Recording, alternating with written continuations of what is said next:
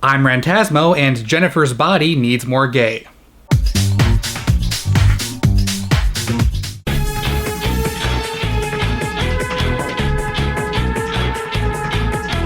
For the life of me, I will never understand what people's problem with Megan Fox is. Is it like a fake geek girl thing? Is it because of a misogynistic culture that demands women be attractive and simultaneously vilifies them for it? Is it 'cause she's in bad movies? In any case, there's a decent chance that either Megan Fox or the almost as polarizing screenwriter Diablo Cody was either why you saw Jennifer's body or why you didn't see Jennifer's body. But I don't know that I'd call Jennifer's Body a bad movie. It's not horrible, but it's also not as great as it had the potential to be. It's sort of like what if Buffy were less good.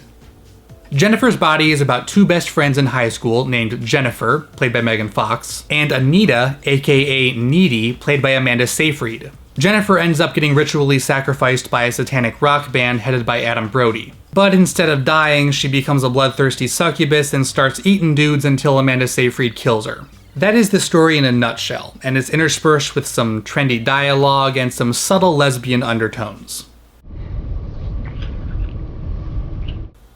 Okay, maybe subtle's the wrong word. As far as Cody's script goes, it's okay.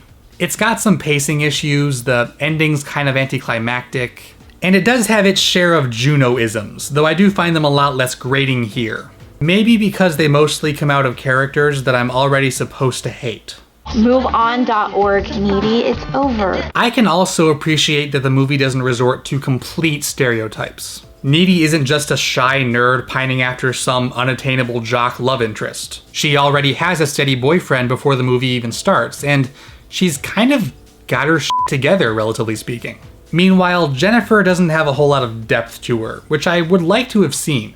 As it stands, she is Regina George if Mean Girls ended before the second act. We barely even get to know her before she turns into crazy bitey sex kitten. So it's a little hard to tell if this is supposed to be the demon's personality or hers.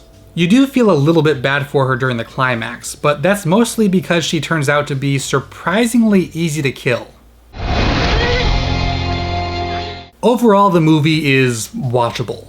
It's funny, but not that funny. It's scary, but not that engaging. And obviously it could have used more Chris Pratt. So about that lesbian subtext. Or should I say, text. We're totally lesbi gay. Thought you only murdered boys. I go both ways. Do you buy all your murder weapons at Home Depot? God, you're butch. Fox and Seyfried's makeout sesh was very present in the film's marketing, and it was very much a point of conversation. Almost on par with the infamous Geller-Blair makeout of '99. But I think it's highly debatable whether or not the idea of the characters being queer is actually dealt with in any meaningful way. Somehow the whole thing feels a tad male-gazy, which is odd considering that the film was directed, written, and edited by women.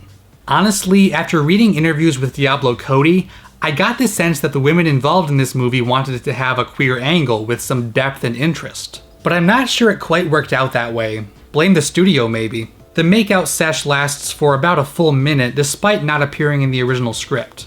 It is built up to a little bit, and you can kind of see fragments of something deeper in the actors' performances. A meaningful glance here, a pointed line of dialogue there, and you do kind of get the sense that Needy is more interested in Jennifer than in her own boyfriend.